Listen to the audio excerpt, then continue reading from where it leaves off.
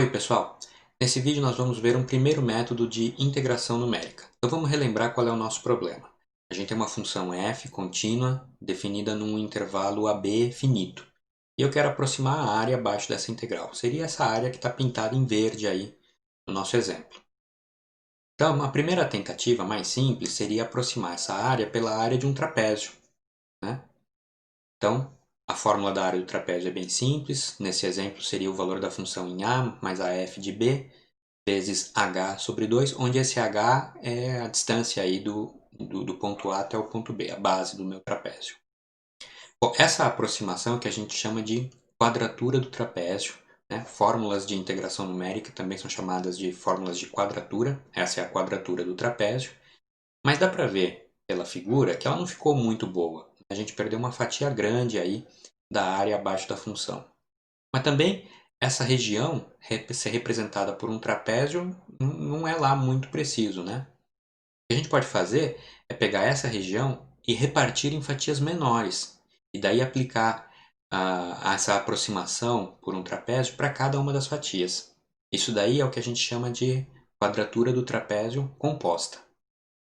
Então eu peguei o intervalo AB, fatiei em intervalos menores, nesse caso aí do exemplo são intervalos de tamanhos regulares, cada um deles agora de tamanho h. Então, o h que vocês estão vendo agora aí seria o comprimento total do intervalo dividido por 3, né? São 3 fatias.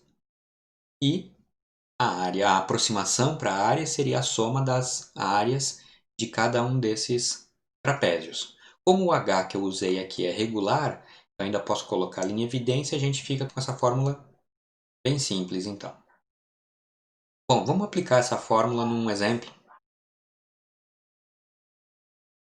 Então coloquei para vocês aí novamente a fórmula da quadratura do trapézio composto quando a gente está usando pontos regularmente espaçados. Para usar de exemplo, vamos pegar aí a função 1 sobre x e a x sobre 2. E imagina que eu quero calcular a integral no intervalo de 1 a 4. Aqui no slide, para ficar pequenininho, vamos pensar que eu estou repartindo esse intervalo em 3 subintervalos. Então, meu h é o comprimento do intervalo sobre 3, dá 1. Logo, os pontos onde eu tenho que avaliar a função são os pontos 1, 2, 3 e 4. E agora basta colocar esses valores aí na nossa fórmula de integração numérica, né? Então tá lá, a aproximação para a integral é o valor de h, 1, os pontos dos extremos vão com um fator meio e os pontos, os valores de função nos pontos internos vão apenas somados, então a nossa estimativa para essa integral deu 4,6010. Será que essa aí foi uma boa estimativa? Vamos refazer esse exercício agora, aqui esse exemplo, dentro do Octave. E daí lá a gente pode comparar os resultados, ok? Bom, está aqui a tela do Octave já. Vou começar definindo a função que nós vamos usar aqui no nosso exemplo, né? Vou definir também o número de pontos, o número de intervalos em que eu quero fracionar o intervalo de integração e construir a malha. Meu intervalo de integração, lembra, era 1, 4. A malha a gente vai ter sempre n mais 1 pontos. Aí, avaliar a função em cima desses pontos.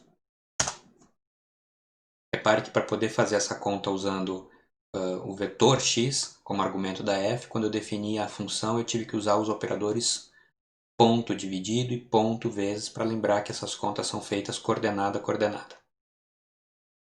Então, o passo aqui, a distância entre dois pontos consecutivos foi 1, portanto, a minha aproximação é h vezes o valor que a função assume nos extremos vai com esse fator sobre 2 e nos pontos internos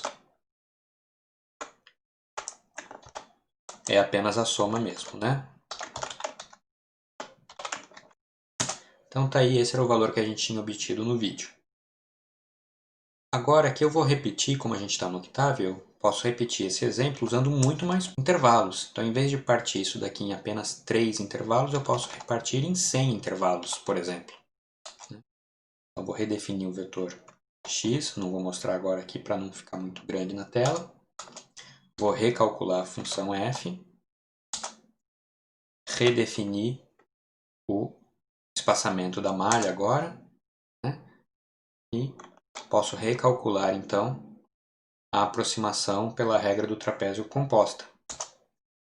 Agora já deu um valor um pouco diferente, 4.5001. Vamos comparar esse valor com o valor que o Octave calcularia por integração numérica usando sua própria função. Essa função chama-se quad. Você passa como argumentos a função que você quer integrar e os limites de integração. E ele vai integrar essa função usando algum algoritmo interno dele, mas com uma precisão muito boa. Então esse é o valor que ele obteve. E a gente pode comparar a diferença aí com o valor que nós calculamos pela regra do trapézio com 100 intervalos. Então, olha, dá para ver que a gente ficou com um erro da ordem de 10 a menos 4. Né? 9.6, 10 a menos 5, ou da ordem de 10 a menos 4.